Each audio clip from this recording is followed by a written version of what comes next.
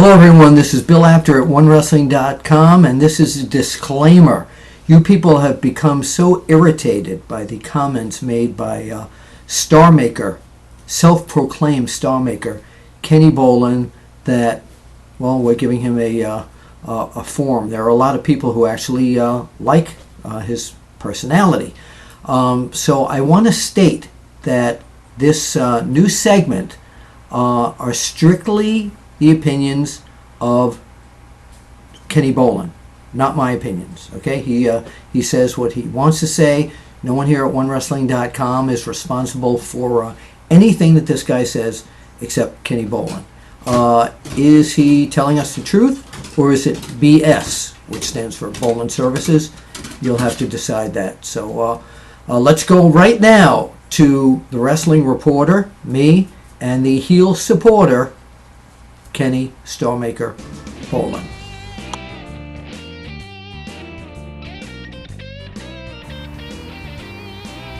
Brock Lesnar, you had no right to bully me.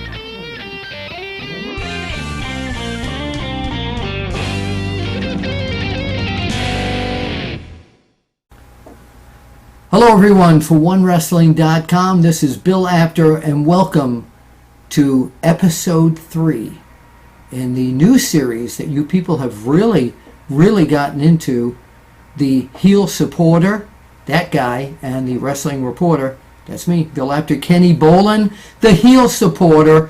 Boy, what a reaction, huh? Well, it seems that we're having about a 50-50 split out there as to what people think about that. Yeah. Well, I told you I didn't ask for the name heel supporter. That seemed to be given to me. But it is another view. It is another perspective that isn't always been seen here on this report. So glad that I can be a part of it. Even you getting a little hate mail. yeah. Yeah, I do want to believe mention. I do want to mention something, by the way, that I don't mind comments levied toward you or me, as long as people aren't cussing. Let's cussing. Let's Let's it up. Yeah, I mean, say what you want to say, but a little good taste out there. Show that you have a vocabulary if you want to Exactly. express something in the negative. Just show you got some education. Exactly. And there was one guy out there who really tore me apart, but I've made peace with. He's a great guy, and he understands. Remember, we're exchanging ideas. This is a show, okay? And The weird thing is the guy that reprimanded you didn't like me. Yeah. Well. And the other thing I want to say is, back in the glory days of the wrestling magazines, as you know, it started with Dan Shockett and then Eddie Elner being the heel supporters. And my feeling is, which is why I gave Kenny that name, is that he really follows in the lineage of Dan Shockett and Eddie Elner. He says what's on his mind. If it bothers somebody, doesn't matter to you, does it? Well, I'm not tied to anybody, Bill. Everyone else is trying to get a job somewhere, trying to get employment somewhere, impress somebody. I've served my time, as they might say, at OVW. I was loyal. I had offers from other companies. I never went anywhere. I stayed connected with them for nearly 20 years. Yeah. I would have been with Nick Goulas for 30 years had he stayed alive. I'm a loyal type employee. I made enough money. I didn't get rich. I'm not a millionaire, but I did well. And I'm set for the rest of my life now. Not rich, but if I'm smart, I'm set for the rest of my life. And I think that's all you can Wait a ask. minute, I take exception to something. You said that you're not tied to anybody. If you will move a little bit to your left, we will show, the other way, I'm sorry. You are tied to some. You are tied to that lovely Labrador. That is my lovely Labrador. That is Two-Cow. Yeah. Two-Cow, as a matter of fact, slept outside with me all night. I have a big covered deck outside, and it rained here for the first time in 45 days. Wow. And we slept in my big leather chair outside under my deck all night long from 3 a.m. till 11:45 today. The only reason we woke up is because that bad mailman woke us up bringing me packages. All right. What we got over it? Nothing. He's not saying anything bad about mailmen. So I opened this up to several people. I opened this up to several people this week on the OneWrestling.com family team, that if they'd like to send me a comment or something, that I would be glad to, right before we go on the air, to tape me speaking with them. And we have a very interesting question from our NXT correspondent, John Osting. So let's take a look at that right now. Sure. Yes, Kenny, I would like to know how you think Paul Heyman is currently handling Brock Lesnar as his advocate, and did you have any interaction with him when he was in OVW? Okay. So, Kenny, that was a very interesting question from John Osting, our NXT reporter. What year did you first meet Brock Lesnar? I believe I've probably been around 2000, 2001. It was right at the start of the WWE developmental with OVW. And we received Brock Lesnar and a few other that I would call muscle heads that came here. He was obviously the standout of the bunch. Shelton Benjamin came here around that time. And Actually, Batista was down there as Leviathan at that point. Yeah, I bring up Musclehead and you think of Batista. No, don't take that wrong. Okay. He's twisting my words again. Now you're going to get letters from Batista. That'll teach you. So, as a matter of fact, I had my run-ins with Batista as well. Well, we'll talk about that on another episode. Another day. Right. For whatever reason, me and the Muscleheads didn't get along too well. I can't figure out why. But Lesnar, I did his first ever television appearance with him on Fox 41, and before he'd ever even appeared on OVW TV. So I thought he and I were good friends. He'd come over to my house. He would watch the pay-per-views with me. We would have big chili dog and burger cookouts. He went to my brother's home, Biscuits and Gravy Razor, who was in my book. He would go to his home and do hunting out on my brother's property, who had, Lord, 75, 80 acres out there in Henry County. And I thought we were tight, good friends. Okay. So we had a show at the Boys and Girls Club in Louisville, Kentucky, probably just a few miles from where I live right now. The temperature that night was about 98 degrees, no air conditioning. They had a giant fan in the place and about 300 rabid kids who were dying to see pro wrestling. Of course. And, the temperature was through. And I had on a brown silk shirt with a button-up collar that looked like the old style, button-up collars that went with your fancy suits. Mm-hmm. Yeah. I had that on, and I had soaked that thing to the gills. It was I managed 2 matches that night. John Cena, Sylvester Turkey, Rico Constantino. It was miserable in this place. So the show ends. The fans are out. And Brock Lesnar's girlfriend, who he's engaged to, who had been to my house 100 times, who I had hugged 100 times, and who I had kissed on the cheek 100 times. Mm-hmm. Well, this particular night, I didn't hug her and I didn't kiss her because I was soaked in sweat so bad, I wouldn't put anybody through that, including my worst enemy. So I did the Hollywood thing, Bill. I did the mwah, mwah. I did that. Never touched her. Yeah. And it wouldn't have mattered if I did in my eyes, but I never touched her. Okay. Here comes Brock Lesnar through the door. He's on the ring crew. This is when apparently Seven had done something to piss everybody off in Memphis and made everybody now a part of the ring crew. And people weren't very happy about that. Okay. So Brock comes through the door and he says, "Get your hands off my woman, Bolin."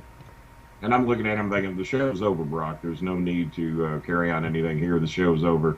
I said, oh, okay, Brock. No, not to me. Playing along with him for whoever he's trying to entertain. And he says, "I mean what I say. Get your hands off from her, he calls me an SOB. And I look at him, I said, "Are you serious?" He says, and then he goes on a bit of a cussing rant telling me what he's going to do to me if I ever touch his wife-to-be again. I said, "Number one, Brock, I never touched her. Number two, I've kissed your woman on the cheek 100 times. It never bothered you before. What is your problem?" So now he comes over and he gets in my face. And I'm going, what the heck is the matter with this guy? So he's nose to nose with me. He says, "You ever touch her again and I will effing kill you."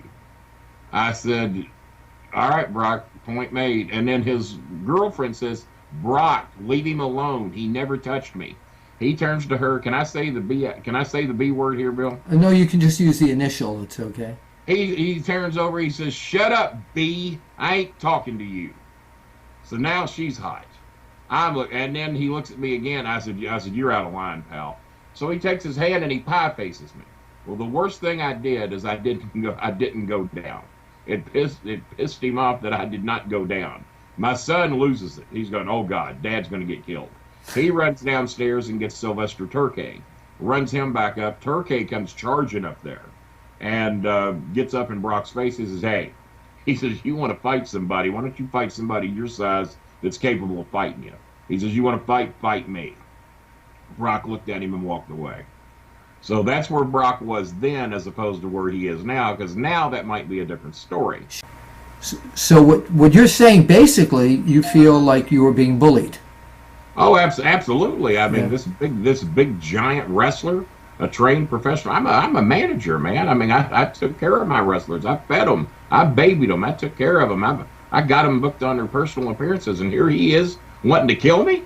No, He is. You know, I've met him a few times. I don't know him at all, but hope he didn't kiss his girlfriend. no, definitely not. But the thing is that even when I'm just walking in the dressing room area down the hallways and I see him, he just has this air of real intensity about him. One that I haven't seen really from anyone, which is, you know, he's got the upcoming, depending upon when you're watching this, the Go to Hell tour, and he pretty much told you to go to hell back then, Kenny.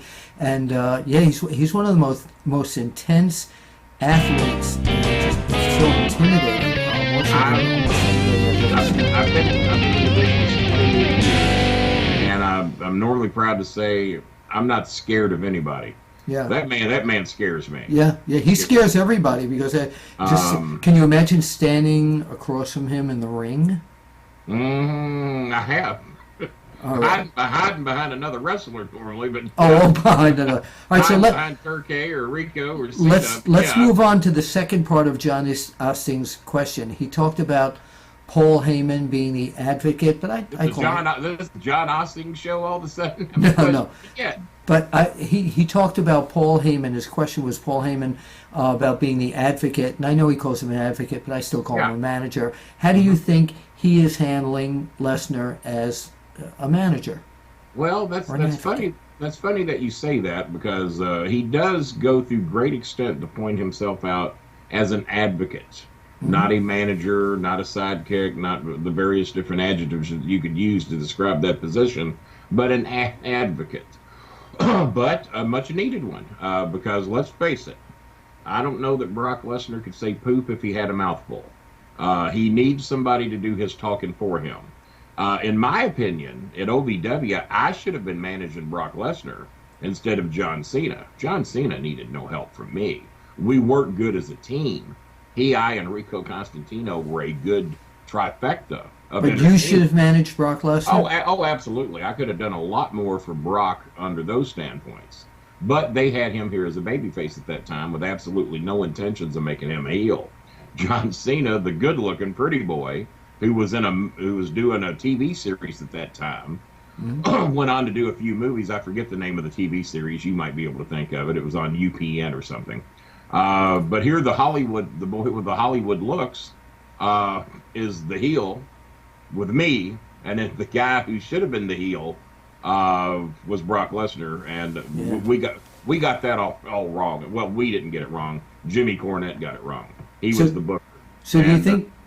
Do you think that Heyman is doing a decent job as the manager? Absolutely. Because one thing about it, I know that my good friend Jimmy Cornette and Heyman have had their history. They don't particularly care for each other. I actually quit OVW for a period of 4 months because of how Heyman runs a wrestling show. It wasn't for me. It wasn't for the Southern style that I was brought up with, and that was why I quit for 4 months. Okay. But he is perfect for Brock Lesnar. And Paul Heyman does things that I could never do. He does things that I don't think Jim Cornette or any of the other top managers could do. He's an original. He is an original. Yeah. And that's what some people have said about me, is that I'm quite different in the way that I present myself. Heyman even takes it to another level, if you ask me. Okay. But he does call himself an advocate. So I want to ask you a question now. We talked the last time when we got off on a tangent about John Cena. Last week, we talked about coming up with a list, your list of the top 10 managers through history. I'm going to stop you right there because Your people hounded me. Yes. Your producers and editors hounded me, wanting me to come up with a list of the top 10 managers, and I was flattered. Yeah. I was flattered that you asked me, because when I think about it, who knows more about managers than me? Well, you were Nobody. also a fan growing up. I mean, I was a big fan, Yeah. big fan growing up. I've been a fan since probably at least 1966, and I'm going to give you my list of managers right here, because I thought long and hard on this. And as a matter of fact, I had to make it 11 managers. 11. I Okay. didn't have. I had to expand it. We will take it. And all you right? tell me what you think of these managers as I name them, and I'll go up the list here. Now, are you going to start at number 10 and work your way? No, I'm going to start at number 11, Bill. Do you pay Number any 11. That's what I mean. I'm sorry. Crying out loud. I'm All sorry. right, we're going to start at 11. Here we go. Number 11, Ted Turner. Ted I think an Turner. excellent pick. Ted Turner, number 11. Number 10, Wally Backman. Number 9, we're going to go with Dick Hauser. Number 8, we're going to go, this was tough because he also was with the Reds, Lou Piniella. Followed up by another Red, Sparky Anderson. Kenny. Number 6, I got Joe Torre. Mr. Bolin. Number 5. Bolin Services. Hello. What? Hello. When we asked you to come up with the list of the top 10 managers, Yeah. we were talking pro wrestling managers. Are you kidding me? No. This baseball season. We got the I- playoffs. Playoffs are No, rolling. we were talking. I was talking about wrestling managers, You not. said- You said you knew I was a fan. You knew I was a big fan. Everyone knows I'm a big baseball fan. No one knows more about baseball than me. I thought you wanted my pick on baseball, man. I had Tony Perez at number 5, Walter Alston at 4, Eddie Stanky at 3. You know why? He was 1-0 and he quit. He managed one game and quit. That's great. I had him at 3. Tony La Russa at number 2 for body of work. And then Pete Rose, the number 1 manager of all time in baseball, 4 second place Of course, finishes. You WWE Hall of Famer Who? Who are you talking about? Pete Rose. Well, he should be a Hall of Famer, but WWE Hall of Famer. But it's a good thing. So you wanted the wrestling list. It's a good thing because about a year ago, I wrote down my own personal right here in my little black book. And most people don't think I ever have a little black book. I have a little black book. Which is it's all BS. The little black book. I don't know if Well, it says so right there. BS, which is Bolin'S Services, of Thank course. you, thank you. I know. But yeah, I think I've got to list it. Let me look. Wait a minute, you passed something by, Kenny. What? Kenny, you passed something by. Pete Rose in the WWE Hall of Fame. Was it justified? Well, he got his butt kicked by Kane on a yearly basis, and I think he even came out there as the San Diego Chicken once. Okay. Kane I just put it into that. So if Pete Rose belongs, and this will be another show, Bill, should Kenny Bolin be in the WWE Hall of Fame? And I think I can plead a pretty good case for myself and using Pete Rose as an example. Okay. Let's book that for a future show. we will do that. And you people, by the way, can send in your comments if Kenny Bolin should be in the WWE Hall of Fame, and I if think so that's or if probably- not, why? I think this is going to be a landslide vote here. When people think about my entire body of work, what I've done, I think I'm a shoe-in. But we'll see what the people say. Okay, so let's go to the top 10. Do you actually have a list of the wrestling managers? Yeah, I do. I just wish I'd known that's what you wanted, but I've got that here. Okay. I wrote this down first. I know people don't realize that you have the Bolin files on hand there where you keep these. Everything's right here. Yeah, all these lists. Yep. Yeah, everything I ever need is right here in arm's reach because I don't like to move much. I know. But number 10, and we'll see, and you give me your opinion on these as you hear. Now remember, people, this is going to have a bit of a southern flavor to it because I'm from the South. This is what I was raised on. Okay. This is what I saw on television. This is what I'm educated about. Okay. I don't speak of what I'm not educated about. I keep my mouth shut. And much like the screw job in Montreal, I know all about that. I created it, so I can talk about Yes, that. we got a lot of. By the way, I'm from the South as well. No, I didn't know that. Yeah, I was born in the South Bronx. In Yeah, I was New going York. to say South Philly, maybe. Yeah, I no. don't know if you're from the real. I had to use that. I But have go a ahead. feeling what was coming there. All right. All right, here we go. Well, if you're from the South Bronx, you're going to know my number 10 manager, Captain Lou Albano. Oh yeah. Probably pretty big in your ways, and a lot of people say, well, he's number 10. Kenny, is he a better manager than you? Well, of course not. He's dead. So I would definitely be better than him. Number 9. Wait. Let's go back now because a lot of these managers of course, I covered during Oh yeah, I don't doubt my that. career. And the captain, he was brilliant. I mean, he managed so many tag team champions, and he'd always. You covered the Civil War too. I got a bad back from getting out of covered wagons. But the captain always went, I got it all: ability, agility, guts, maneuverability. He was a great mouthpiece. He really was. Yeah. And I never did get the rubber bands though, so I had to penalize him for that. I just didn't get the rubber bands. That was for the charity that he was involved with back then. That's why he had the rubber bands put in there. Well, I have an upcoming charity as well. My pink cover for my book coming out very soon. I probably screwed you too. All proceeds 100% go to the Bolin Foundation. And I'm going to take a stab at a cure for cancer because those working on it now aren't doing so good. Yeah, so I agree with you. I'm going to take a shot at it. All right, let's go to number 9. Number 9, Jimmy Mouth of the South Heart. Oh, yeah. Yeah. Not too bad. He pretty good run, but you know. Mr. Megaphone. Mr. Megaphone. Yeah. Number 8, Scott Bowden. And a lot of people are going to say, Scott Bowden, why would you choose him? Scott Bowden was the cousin, or possibly nephew, we never could really nail it down, to Bobby Bowden, who was one of the great football coaches of all time with the Florida State Seminoles. And I figure anybody that's related to Bobby Bowden's probably got championship blood in or so. It didn't really come out on television. He didn't really manage a lot of winners, but I think the potential was there. So for potential alone, we're going to give Scott Bowden number 8. And what territory? What territory are we talking about? Oh, that was Memphis. Jerry Jarrett gave him a job. Okay. The same person he didn't give a job in me. Okay. Thanks to Jimmy Cornette. We'll talk about that on another show. Number 7, Downtown Bruno. Are you Downtown Bruno? And I picked him for a particular reason. Number 1, he's held a job in the WWE longer than any talent that we've ever sent there. Correct. Now we didn't send Downtown Bruno. Apparently Jerry Lawler paved the way for him to get a job there. If there was anybody that I had lasting 30 days and out, was Downtown Bruno. He's been there forever. He is. He's backstage. Yeah, he does everything. You can't get rid of him. He's the cockroach of the WWE. And on top of that, his main claim to fame is that he was very proud of the street he was from, Fort Duquesne Boulevard. Every promo he ever cut, he talked about Fort Duquesne Boulevard. Well, I was very proud to be from 117 East Main Street from LaGrange, Kentucky, but you never heard it in one of my promos. So just for being very proud of where he was from and keeping a job in the WWE, you gotta give him. Where did I put him? Number 7. Number 6. Let's see if you know this name. I bet you do. Number 6, Sam Bass. Oh yeah, the great Sam Bass. Sure. The great Sam Bass. And now, how many times did you ever hear Sam Bass cut a promo when he was managing Jerry Lawler? Me personally? Several times. Well, you heard several more than I did. I didn't hear Sam Bass say a whole lot the entire career that I watched him down here in Memphis.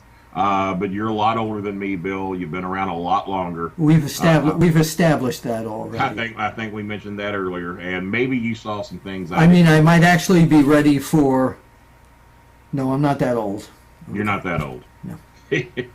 Not the Undertaker's not waiting for me. But Sam, he could be. Sam Bass was one of the greatest managers that ever was not needed.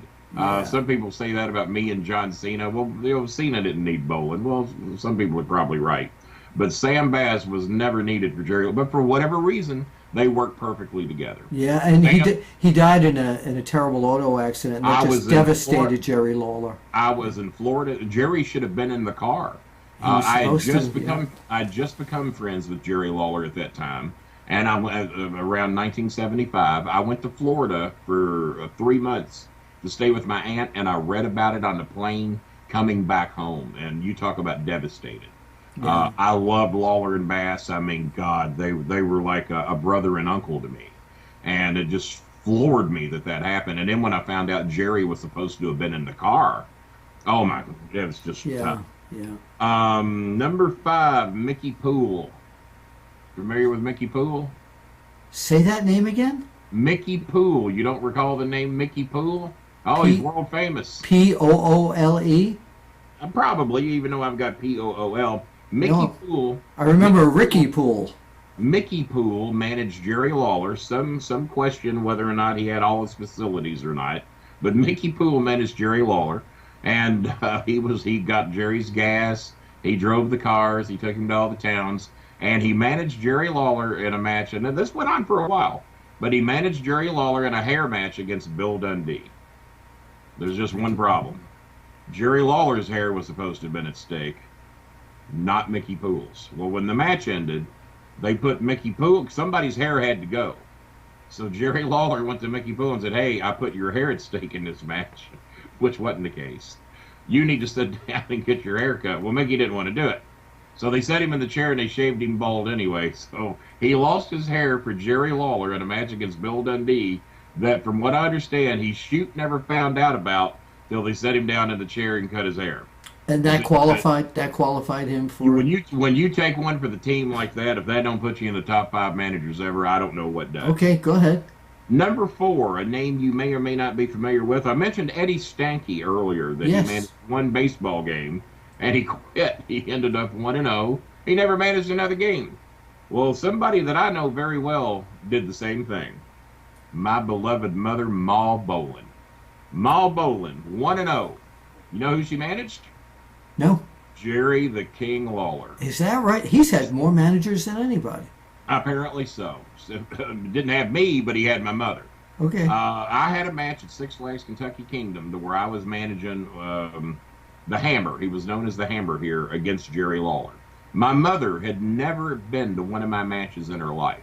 But at Six Flags, I look out in the crowd in about the 12th row, and there's my mother. So during my promo, I said, this match is so huge tonight. Even my mother is here, a woman who has never seen one of my matches in her life. I see you out there, Mom. There you are. Hello, I'm going to win this one for you, Ma. 12th row, and I even point her out. Jerry Lawler takes the microphone. He says, yeah, Kenny. He says, I noticed that you bragging about your mother being here tonight. He says that you go by Kenny the King Bolin, the king of managers. I'm Jerry the King Lawler, the king of wrestling. Why don't we ask your mother who she's here to see? Well, it's quite obvious who she's here to see. Well, let's ask her. So he says, hey, Ma Bolin, who are you here to see? Are you here to see Kenny the King or Jerry the King? So I think I'm pretty sure what that answer is going to be. Yeah. I want you to know that old bag stood up and she said, I'm here for you, Jerry. Well, I lost my mind. I tried to climb that rail. I would have fist fought her right there in the 12th row if I could have got to her. Security held me from her. So what I did, I had some connections at Six Flags. I had her thrown out. Of the building. You had your mother thrown out. Well, for rooting for Jerry Lawler over me, I wasn't going to stand for that. She wasn't going to use my ticket for that. So what I did is the next night we had a return grudge match against Jerry Lawler the next night with Jacob Duncan. So I'm feeling pretty good about that. We got him one night. We're going to get him the next. Well, he comes out to the ring and he says, oh, by the way, Kenny, I got a little surprise for you. I said, yeah, what's that? He says, remember your mother you had thrown out of the Six Flags? Yeah, I remember it real well. I did it. He said, well, I found out I got a little stroke around her, too. He said, I saw an old woman out at the gates at Six Flags trying to get in. She couldn't get in. He said, I pulled a few strings. Kenny, she's here tonight. She's in the building. Yeah, all right, I can deal with that. Oh, by the way, she's going to be closer than you think. Ma, would you come on down? They brought her out, set her in the corner with Jerry Lawler. She managed Jerry Lawler against me, and he held me over the ropes. And I want you to know that old biddy slapped me in the face 3 times at the encouragement of Dean Hill, Daddy Davis, and Jimmy Cornette. Now, what kind of love is that from a mother? And that led to why I kicked my mother out of her home. I think we've talked about that before. We did. For the extended rent. And that's where that history come from. Okay, She's a hateful old bag. All right, well, that is why. Why are we pushing that? Why are we pushing that? You got my foot. Good. Because that's what he said afterwards. It's good to be king. Anyway, let's go on to the... All right. Well, and plus there's another part of history with Ma Bolin is that we are the only 3-generation managers in the history of pro wrestling. And you will know this as good as anybody. You're an historian. Name me any other family who was solely managers, never wrestled, that went beyond 1 generation. You can't do it. Me and Prince were the only 2 generation. Now we're the only 3 because of Ma Bolin and the one match she managed with Jerry Lawler. And speaking of the Prince, here he is at number 3, my son, Prince Bolin. And you're thinking, how in the hell did he make number 3? Well, he took over Bolin Services. I was just going to ask you that. How the hell did he make number 3? Well, now I'm going to answer it for you. Okay. I'm going to educate you if you'll shut I'll up. go ahead. And what he did was he took over Bolin'S services when it was at the peak of its game. My health was declining, and I was forced into retirement. My son, thankfully, came in and took over against his will. He didn't want to. He didn't want to inherit such a legacy, so he renamed it BS 2.0. And I want you to know he managed BS 2.0 at OVW for the better part of almost 4 years. Wow. Practically was undefeated on television, was known as one of the great promos on that television show. And then out of respect for me, when I retired in 2012, he went on about 3 or 4 more weeks. He says, Dad, I can't do it. He said, it ain't the same around there without you. If you're retiring, I'm retiring. And here he was on a roll. He was going to break all my records. Maybe not my WWE appearance records that I made with all the boys, but he was going to break a lot of records. He was going to be the greatest thing ever. And I want you to know that out of love for me, he retired only 4 years in after his old Paul had put in 28 years. That is love that you can't only compare maybe with Mark and Lucas McCain. I think that would be the closest father-son relationship that you could build. We're talking about the classic TV show, in case you don't know out there, of The Rifleman. The Rifleman, absolutely. Yeah, it's on TV land for you younger people who never heard of it. Great show. And Me TV, it's on there. Yes, great show. And how many shots is in that rifle at the Oh, I don't know. How many? 11. Wow, I didn't know that. I forgot. You're right. I remember that now. People don't know 11 shots. He'll hit you if he's got 11 shots. Yeah. Number 2. I'm going to have you guess. Who do you think I got at number 2? There's some obvious names I've left off here. I'm readjusting. Well, I would think my leg is going to sleep. So I would think Bobby the Brain Heenan. That's a good pick. Who else would you have? Who have I left off this list that might be kind of obvious for number 2? Well, we're talking now. The Grand Wizard, of course. Grand Wizard, okay. Who else? Pick 1 or 2 more. So I'm going to see. Gary Hart. Okay, no, he didn't make it. Go ahead. Well, who have you got, Kenny? Bobby the Brain Heenan. Oh, okay. I was right, and I did not. We never met to discuss this before. So no, wait, nothing rehearsed here. Or that name wouldn't no, not at all. Not at all.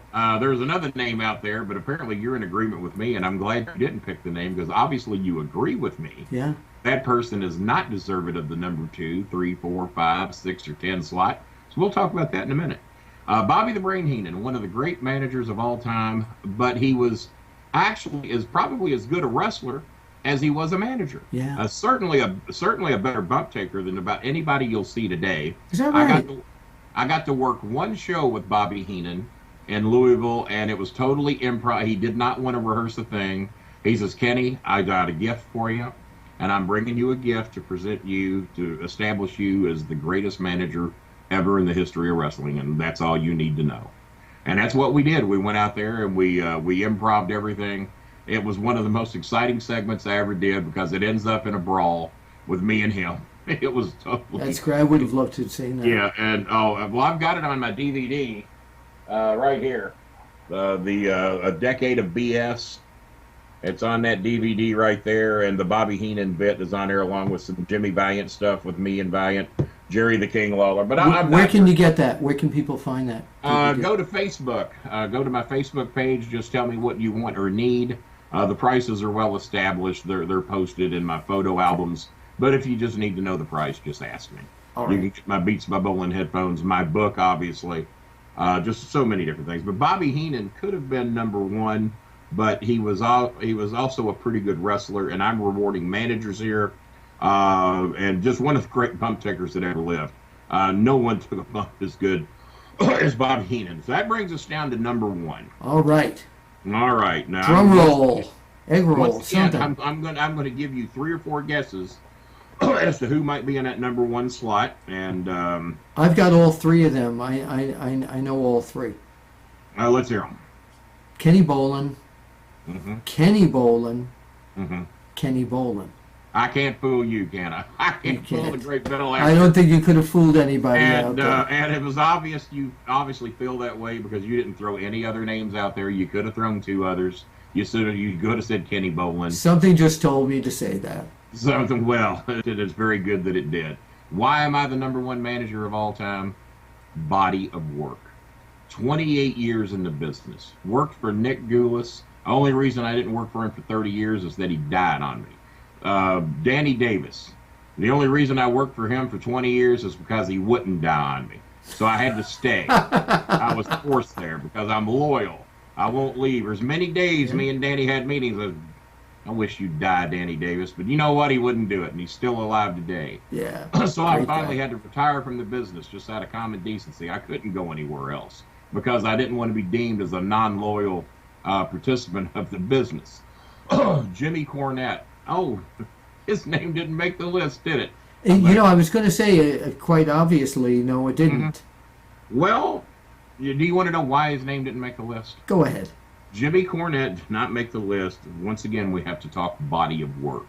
I elevated every single wrestler that I ever managed. No one had ever heard of John Cena. Now he's the face of the WWE. Mark Henry, barely a blip in the wind. Now the world's strongest man, still in the WWE. The Miz, a struggling reality show guy. Now one of the top guys in the WWE. Damian Sandow, no matter what they give him, he takes the ball and runs with it. And they keep messing with him. He ought to be one of the big stars in the WWE right now, but for some reason, he seems to be on the sidelines right now. But the fans realize his talents, and he got those talents from me. He lived with me for 3 years. He learned not everything I know, but enough to get by and enough to be a success in the WWE. And I'm naming people, Mr. Apter, that are still in the WWE. The Brock Lesnars who feuded with me, the Randy Ortons who feuded with me, the who I'm sure I'm leaving somebody out. Orton, help me out there, Mr. Apter. Well, of course, when Batista was there. Batista, when Batista was there, but he didn't like me too well either. But the key to get to the WWE when you were in OVW is to be with me or be against me. But you had to be one or the other. You couldn't be on the side. You had to be associated somehow with Kenny Bolin. You had to be seen on the DVDs that were getting sent up north. So when people say, Kenny, did you manage Orton? I may as well have. He was in all the matches with me and John Cena, me and Rico Constantino. So yeah, I managed him. Rico Constantino was another huge success. It'd still be there today. Brock Lesnar elevated because of me. So much of the roster you see in the WWE right now. And remember, I retired from managing in 2008. I retired from commentary in 2012. Those people are still there, managed by me. Name me one person today who's still making a buck in the wrestling business that Jimmy Cornette managed. Name me the guy. Fans, that's up to you because I can't think of that right now. And if Kenny, you can't think about it, you can't think about it either, fans. I'll tell you that right now. Well, you can send in get these other managers underneath here on YouTube, or you can send us a comment. I'd like it. These other managers, if they got one guy still making a buck in the business today, other than setting up at a bingo hall and selling their merchandise, name me the guy. I'm the guy. I'm the top dog. You're invited to do that, everybody. And you didn't even argue with me, Bill. You knew in your heart that I was the greatest manager that ever lived. Well, here's the deal. Here's the deal, Kenny. Here's the deal. Because we're running about the half-hour point, so I'm getting the signal that we have to wrap this up. So we can go 90 minutes, and people would love this. The thinking time right now is not here, but let's see what the fans have to say. But I want to congratulate you for picking you as the #1 manager of all time. To recognize that I was the best of all time is a talent upon myself. To realize that I was #1. Not a lot of people would be humble enough to realize it, but I was. And I also want to thank you for being the man to recognize what a talent I was, to create a weekly segment, who I'd turned down. All the other companies wanting to do weekly segments with me. Court Bauer over at MLW wanted me to work like a trained monkey, wanting me to do. Wait! We're not going to go there. We're not going to go there. We're not going to go there. No. This is. We're not going to trash anybody here. We're just going to. You got a mouse in your pocket? I was going to trash them. No, that's all right. We're just going to revel in the fact that you've picked yourself as the #1 greatest manager of all time. You ought to be airing this. Yeah. Where you cutting me off and we're not going to trash anybody. You don't have to trash them. I'll trash them. That's it. If you'd like to see Kenny Bolin trash anybody, just write in or here on YouTube and let us know who you would like Kenny Bolin to trash, and we'll see if we can work it out. Kenny, We'll listen to the bowling alley. That's pretty much what that episode's about. All right. Thank you again. And again, fans, please leave your thumbs up, thumbs down, thumbs in the middle, whatever. And If you dare leave a thumbs down, I will come to your home and I will slap you around like a red-headed stepchild. You don't give me no thumbs down. He'll do that. He'll do that. Kenny Bolin, thank you very much for OneWrestling.com. This is Bill Apter, the wrestling reporter, with this guy, the heel supporter. We'll see you next week. Good day.